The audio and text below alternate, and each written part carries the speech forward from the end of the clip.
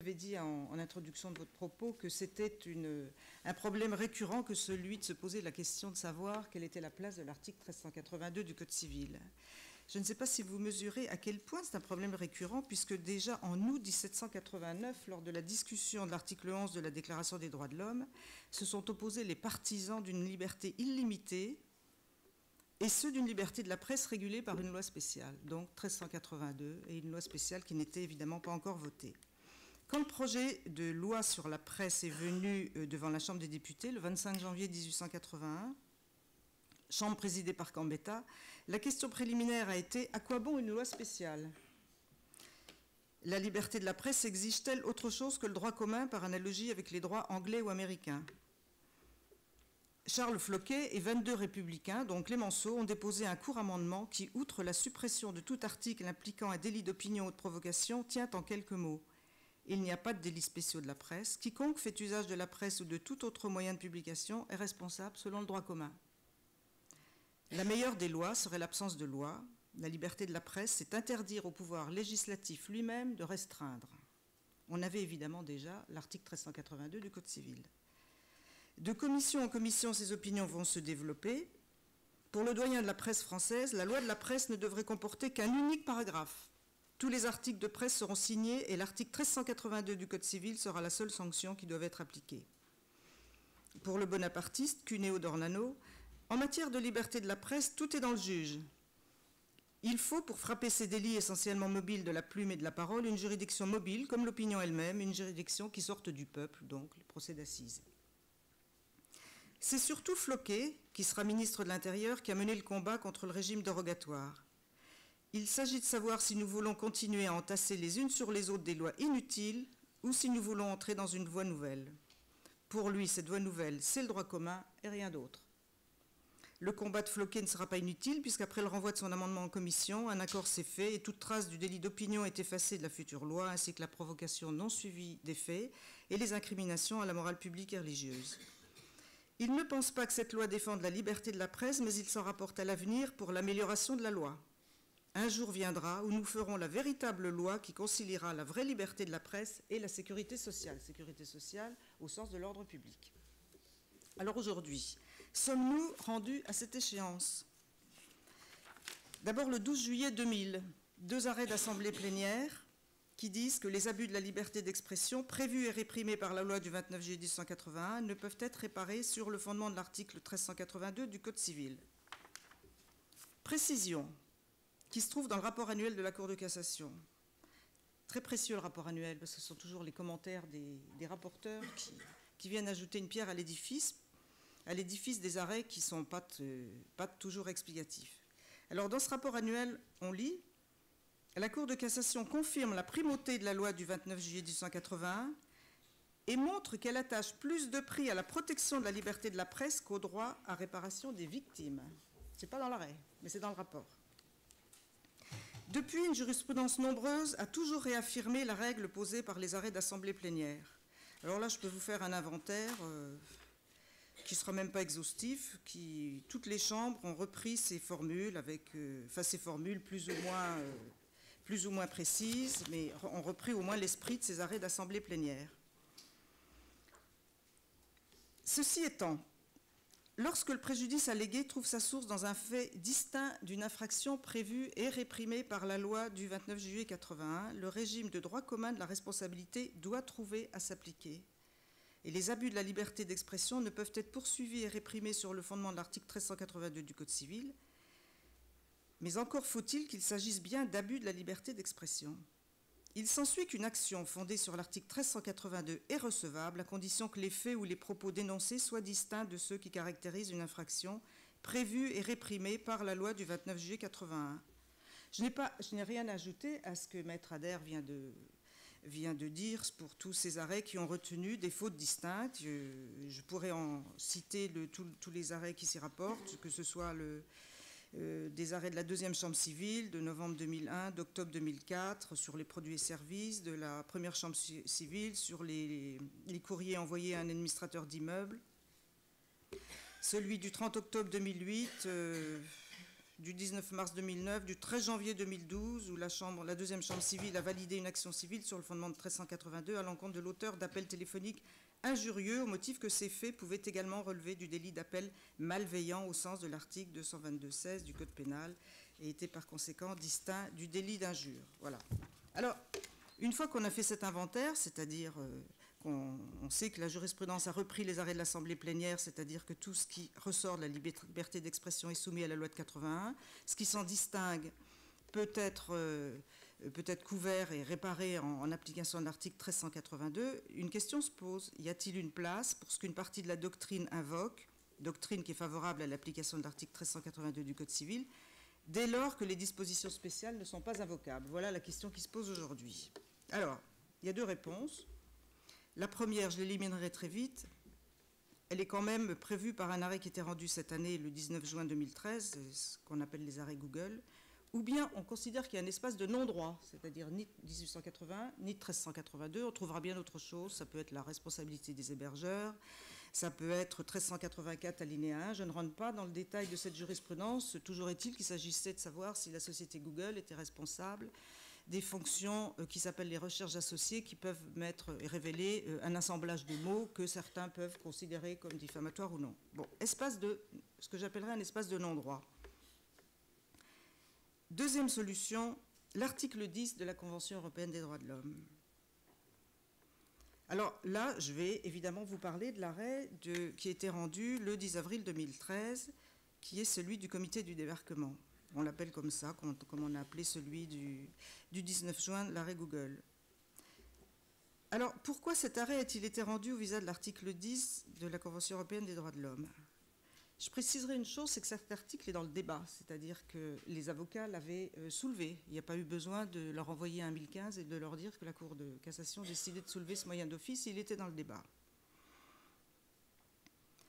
Je vais vous rappeler les faits pour bien situer son application.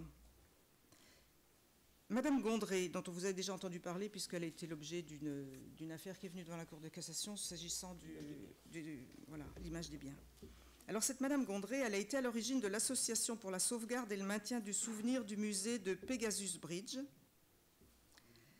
association que j'appellerai ASPEG. La gestion du dit musée étant confiée au comité du débarquement depuis 1974. En 2000, à la suite du non-renouvellement du bail, un nouveau musée, le musée mémorial Pegasus, a été créé et confié au comité du débarquement. Ayant constaté sur le site internet de Madame Gondré et de l'ASPEG l'existence de documents dont la diffusion n'avait pas été autorisée et d'écrits considérés comme mensongers et diffamatoires ainsi que des images truquées de nature à entretenir une confusion préjudiciable au musée mémorial Pegasus, le comité du débarquement a fait assigner ces dernières devant le tribunal de grande instance de Caen aux fins de voir mettre un terme à ces agissements sur le fondement de l'article 1382 du Code civil. Le comité est débouté de ses demandes relatives à la diffamation, mais le tribunal puis la cour d'appel de Caen font application de l'article 1382 du Code civil pour condamner les défendresses à des dommages d'intérêt et leur interdire de reproduire sur leur site internet les écrits et clichés contestés ou de se prévaloir d'un lien quelconque avec le comité du débarquement ou le musée Pegasus. Pourvoi en cassation de Madame Gondré et de l'association qui présente deux moyens. Il y en avait un qui prévoyait la restitution de biens qui étaient dans le musée, donc il n'a pas d'intérêt pour nous aujourd'hui. Et l'un qui nous arrête tente à avoir jugé que les mesures prononcées ne pouvaient l'être sur le fondement de l'article 1382 du Code civil, alors même qu'aucune diffamation n'était caractérisée.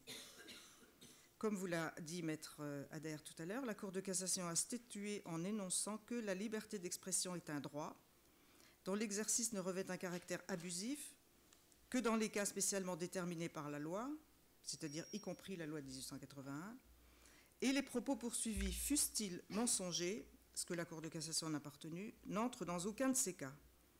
Elle conclut que la Cour d'appel a violé par fausse application l'article 10 de la Convention européenne des droits de l'homme, au visa duquel il est rendu. Alors l'article 10, je ne vous ferai pas l'injure de vous le relire, mais quand même, il est important de savoir qu'il a deux paragraphes. Le premier, dans lequel il est prévu que toute personne a droit à la liberté d'expression. Ce droit comprend la liberté d'opinion, la liberté de recevoir ou de communiquer des informations ou des idées sans qu'il puisse y avoir ingérence d'autorité publique et sans considération de frontières. Le deuxième, l'exercice de ces libertés comportant des devoirs et des responsabilités peut être soumis à certaines formalités, conditions, restrictions ou sanctions prévues par la loi qui constituent des mesures nécessaires dans une société démocratique, à la sécurité nationale, à l'intégrité territoriale, etc., etc. Si le mensonge a une dimension éthique, il ne peut en avoir une juridique que s'il cause à autrui un dommage. Nul ne niera que mentir sur la paternité de la création d'un musée, c'est dénier à un autre auteur cette paternité et donc lui enlever une part à laquelle il tient qui est son œuvre. Il ne s'ensuit pas que cette affirmation mensongère soit injurieuse ou diffamatoire, mais il est certain qu'il s'agit d'une expression de la pensée qui est protégée par tout ce qui régit la liberté d'expression. Donc, existe l'article 1382. La liberté d'expression, même si elle peut nuire, prime sur le principe de responsabilité et son exercice, même à travers un mensonge, n'est pas abusif. Si des restrictions peuvent être apportées, c'est à la condition qu'elles soient prévues par la loi et nécessaires, notamment à la protection de la réputation ou des droits d'autrui. En l'espèce, la Cour de cassation a considéré qu'il n'y avait aucun texte punissable existant susceptible de s'appliquer au fait du litige constitué par un mensonge. L'article 1382 étant éliminé depuis l'an 2000, ce n'est même pas au regard de ce texte que l'affaire a été examinée, au moins devant la Cour de cassation. Et je vais vous préciser que ce n'est pas la première chambre civile qui peut remettre en cause les arrêts de l'Assemblée plénière de 2000. J'ai 22 ans de Cour de cassation derrière moi et je n'ai jamais vu une chambre civile revenir mettre en cause une décision d'Assemblée plénière. Ceci étant, les textes spéciaux permettant l'exercice de poursuites en raison de propos excessifs ne manquent pas. Comme Maître Adair vous l'a dit tout à l'heure, il y a l'article 9 du Code civil, l'article 9.1, les textes pénaux multiples et variés, et le mensonge ne s'inscrit dans aucun de ces textes. Conséquence de l'arrêt qui a été rendu. Les propos retenus sont simplement des mensonges, mais ni des injures, ni des diffamations, et à ce titre, ils ne peuvent être répréhensibles sur le fondement de la loi du 29 juillet 1881. Ils ne le sont pas davantage au regard de l'article 1382 du Code civil, qui constituait le fondement des poursuites en raison des conséquences qu'il convient de tirer de la jurisprudence, et je le répète, des arrêts de l'Assemblée plénière de 2000. Enfin, ils ne sont pas susceptibles d'être qualifiés par l'un des textes spéciaux qui répriment les excès de la liberté d'expression. On peut en faire l'inventaire.